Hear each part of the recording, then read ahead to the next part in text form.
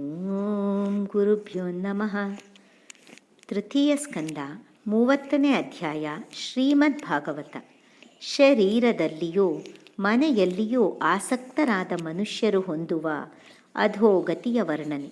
ಶ್ರೀ ಕಪಿಲ ಭಗವಂತನು ಹೇಳುತ್ತಾನೆ, ತಸ್ಯೈ ತಸ್ಯ ಜನೋ ನೂನಂ ನಾಯಂ ವೇದೋರು ವಿಕ್ರಮಂ ಕಾಲ್ಯಮಾನೋಪಿ ಬಲಿನೋ ವಾಯೋರಿವಘನಾವಲಿ.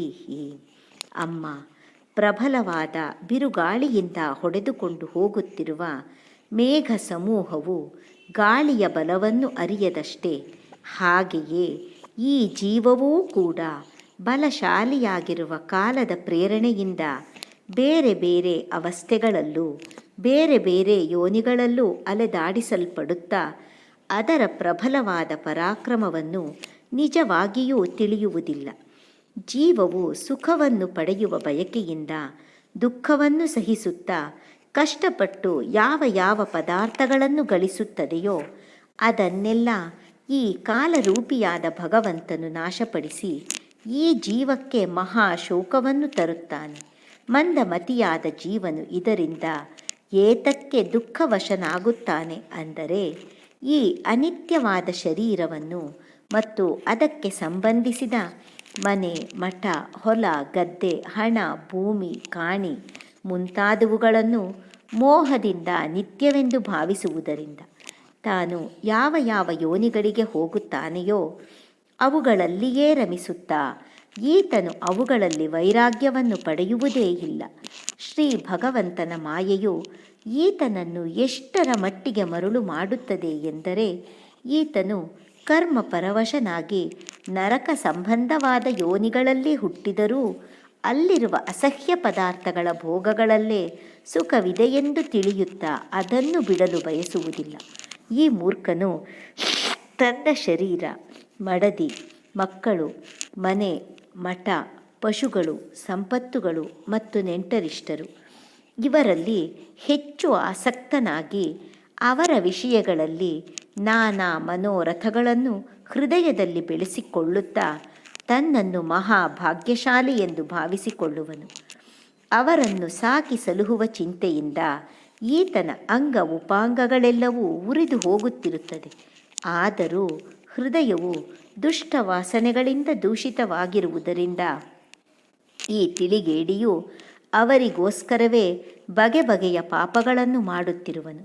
ಕುಲಟೆಯರು ಏಕಾಂತದಲ್ಲಿ ತೋರಿಸುವ ಕಪಟ ಪ್ರೇಮದಲ್ಲೂ ಶಿಶುಗಳ ಮುದ್ದು ಮಾತುಗಳಲ್ಲೂ ಮನಸ್ಸು ಮತ್ತು ಇಂದ್ರಿಯಗಳು ಸಿಕ್ಕಿಹಾಕಿಕೊಳ್ಳುವುದರಿಂದ ಈ ಗೃಹಸ್ಥನು ಗೃಹಕ್ಕೆ ಸಂಬಂಧಪಟ್ಟ ದುಃಖ ಪ್ರಧಾನವಾದ ಕಪಟದ ಕರ್ಮಗಳಲ್ಲಿ ಸ್ವಲ್ಪವಾದರೂ ಅಲಸಿಕೆಯಿಲ್ಲದೆ ನಿರತನಾಗಿರುತ್ತಾನೆ.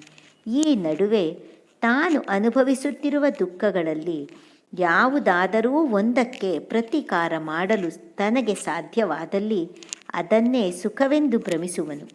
ಭಯಂಕರವಾದ ಹಿಂಸಾವೃತ್ತಿಯನ್ನವಲಂಬಿಸಿ ಎಲ್ಲೆಲ್ಲಿಂದಲೋ ಹಣವನ್ನು ಸಂಗ್ರಹಿಸಿ ಯಾರನ್ನು ಸಾಕುವುದರಿಂದ ತಾನೇ ನರಕಕ್ಕೆ ಬೀಳಬೇಕಾಗಿ ಬರುವುದೋ ಅಂತಹ ಜನರನ್ನೇ ಸಾಕುವನು. ಅವರು ತಿಂದು ಕುಡಿದು ಮಿಕ್ಕಿದ್ದನ್ನು ತಾನು ಸೇವಿಸುವನು. ಮತ್ತೆ ಮತ್ತೆ ಪ್ರಯತ್ನ ಮಾಡಿದರೂ ಜೀವನದ ವೃತ್ತಿಯು ಸಿಗದಿದ್ದರೆ ಲೋಭದಿಂದ ಧೃತಿಗೆಟ್ಟು ಮತ್ತೊಬ್ಬರ ಹಣವನ್ನು ಕಸಿದುಕೊಳ್ಳಲು ಆಸೆ ಪಡುವನು. ದುರದೃಷ್ಟದಿಂದಾಗಿ ತನ್ನ ಯಾವ ಪ್ರಯತ್ನವೂ ಈಡೇರದಿದ್ದರೆ ಈ ಮೂರ್ಖನು ದರಿದ್ರನಾಗಿ ಕುಟುಂಬವನ್ನು ಸಾಕಿ ಸಲುಹಲು ಅಸಮರ್ಥನಾಗಿ ಅತಿ ದೈನ್ಯನಾಗಿ ಕಳವಳ ಪಡುತ್ತಾ ನಿಟ್ಟುಸಿರು ಬಿಡುವನು. ಈತನು ಹೀಗೆ ತಮ್ಮನ್ನು ಸಾಕಿ ಸಲುಹುವ ವಿಷಯದಲ್ಲಿ ಅಸಮರ್ಥನಾಗಿರುವುದನ್ನು ಕಂಡು ಈತನ ಹೆಂಡಿರು ಮಕ್ಕಳೇ ಮುಂತಾದವರು ಈತನ ವಿಷಯದಲ್ಲಿ ಹಿಂದಿನಂತೆ ಆದರವನ್ನು ತೋರಿಸುವುದಿಲ್ಲ. ಬೇಸಾಯಗಾರನು ಮುದಿಯಾದ ಎತ್ತನ್ನು ಉಪೇಕ್ಷಿಸುವಂತೆ ಈತನಲ್ಲಿ ತಿರಸ್ಕಾರವನ್ನೇ ತೋರುತ್ತಾರೆ. ಇಷ್ಟಾದರೂ ಈತನಿಗೆ ಸಂಸಾರದಲ್ಲಿ ವೈರಾಗ್ಯ ಉಂಟಾಗುವುದಿಲ್ಲ. ಈತನು ಹಿಂದೆ ಯಾರನ್ನು ಸಾಕಿದ್ದನೋ ಅವರೇ ಈಗ ಈತನನ್ನು ಸಾಕುವರು. ಮುಪ್ಪಿನ ಕಾರಣ ದೇಹವು ವಿಕಾರ ಹೊಂದುವುದು, ಶರೀರವು ರೋಗಗ್ರಸ್ತವಾಗುವುದು, ಜಠರಾಗ್ನಿಯು ಬಲಗುಂದುವುದು. ಅಜೀರ್ಣದ ಕಾರಣ ಆಹಾರ ಮತ್ತು ಪುರುಷಾರ್ಥ ಎರಡೂ ಕಡಿಮೆಯಾಗುವುದು. ಸಾವಿಗೆ ಅಭಿಮುಖನಾಗಿ ಮನೆಯಲ್ಲಿ ಬಿದ್ದುಕೊಂಡಿದ್ದು ಹೆಂಡತಿ, ಮಕ್ಕಳೇ ಮುಂತಾದವರು ತಿರಸ್ಕಾರಪೂರ್ವಕವಾಗಿ ತಂದುಕೊಡುವ ಚೂರು ಪಾರನ್ನೇ ತಿನ್ನುತ್ತಾ ನಾಯಿಯಂತೆ ಜೀವನ ಕಳೆಯುವನು. ಸಾವಿನ ಸಮಯವು ಸಮೀಪಿಸಿದಾಗ ವಾಯುವಿನ ಮೇಲುಸಿರಿನಿಂದ ಈತನ ಕಣ್ಣಾಲೆಗಳು ಮೇಲೇಳುವುದು.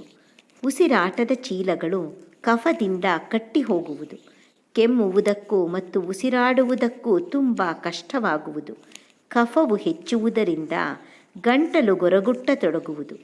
ಹಾಗೆ ಬಿದ್ದುಕೊಂಡಿರುವ ಈತನ ಸುತ್ತಲೂ ದುಃಖ ಪೀಡಿತರಾದ ನೆಂಟರಿಷ್ಟರು ನೆರೆಯುವರು. ಆದರೆ ಮೃತ್ಯು ಪಾಶಕ್ಕೆ ಸಿಲುಕಿಕೊಂಡಿರುವುದರಿಂದ ಅವರು ಕರೆದರೂ ಈತನು ಮಾತನಾಡಲಾರನು. ಹೀಗೆ ಇಂದ್ರಿಯಗಳನ್ನು ಜಯಿಸದೆ ನಿರಂತರವಾಗಿ ಕುಟುಂಬದ ಪೋಷಣೆಯಲ್ಲೇ ಆಸಕ್ತನಾಗಿರುವ ಮನುಷ್ಯನು ಅಳುತ್ತಾ ಗೋಳಾಡುವ ಸ್ವಜನರ ನಡುವೆ ಕಡು ಪೀಡೆಯಿಂದ ನರಳುತ್ತಾ ಪ್ರಜ್ಞೆ ತಪ್ಪಿ ಮರಣವನ್ನಪ್ಪುವನು.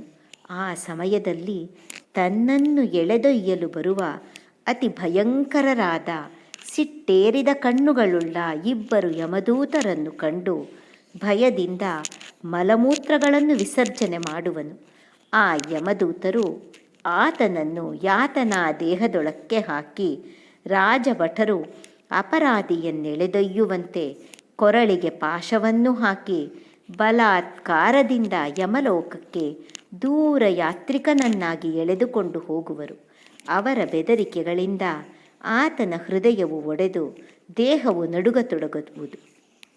ದಾರಿಯಲ್ಲಿ ಆತನನ್ನು ನಾಯಿಗಳು ಕಚ್ಚಿ ಕೀಳುತ್ತಾ ತಿನ್ನುವುದು. ಆಗ ಆತನು ತನ್ನ ಪಾಪಗಳನ್ನು ನೆನೆಯುತ್ತಾ ಕಳವಳದಿಂದ ಬಸವಳಿಯುವನು. ಹಸಿವು ಬಾಯಾರಿಕೆಗಳು ಆತನನ್ನು ಸಂತಾಪಪಡಿಸುವುದು. ಉರಿಯುತ್ತಿರುವ ಕಾಡ್ಗಿಚ್ಚಿನ ಜ್ವಾಲೆಗಳಿಂದ ಸುಟ್ಟು ಹೋಗತೊಡಗುವನು.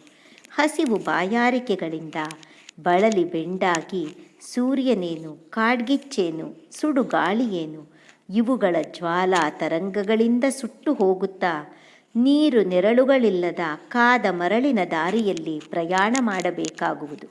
ನಡೆಯಲು ಶಕ್ತಿ ಇಲ್ಲದಿದ್ದರೂ ಯಮದೂತರು ಬೆನ್ನಿನ ಮೇಲೆ ಚಾವಟಿಯ ಏಟುಗಳ ಮಳೆಯನ್ನೇ ಸುರಿಸುವುದರಿಂದ ಅತಿ ಕಷ್ಟದಿಂದಲಾದರೂ ಮುಂದೆ ಹೋಗಲೇಬೇಕಾಗುವುದು.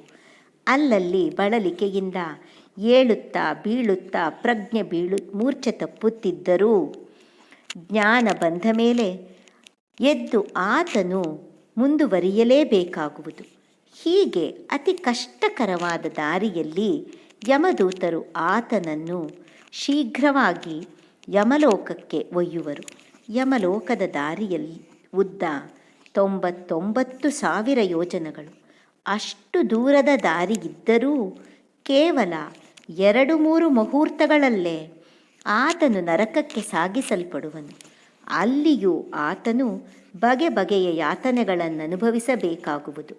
ಅಲ್ಲಿ ಆತನ ದೇಹವನ್ನು ಉರಿಯುತ್ತಿರುವ ಕೊಳ್ಳಿಗಳೇ ಮುಂತಾದವುಗಳ ನಡುವೆ ಹಾಕಿ ಉರಿಸಲಾಗುವುದು. ಕೆಲವು ಕಡೆ ತನ್ನ ದೇಹವನ್ನು ತಾನೇ ಕತ್ತರಿಸಿಕೊಂಡು ಅಥವಾ ಇತರರು ಕತ್ತರಿಸಿ ಕೊಡುತ್ತಿರುವಾಗ ಅದನ್ನೇ ತಿನ್ನಬೇಕಾಗುವುದು. ಯಮಪುರಿಯ ನಾಯಿಗಳು ಅಥವಾ ಹದ್ದುಗಳು ಆತನ ದೇಹದ ಕರುಳುಗಳನ್ನು ಕಚ್ಚಿ ಕೀಳುತ್ತವೆ.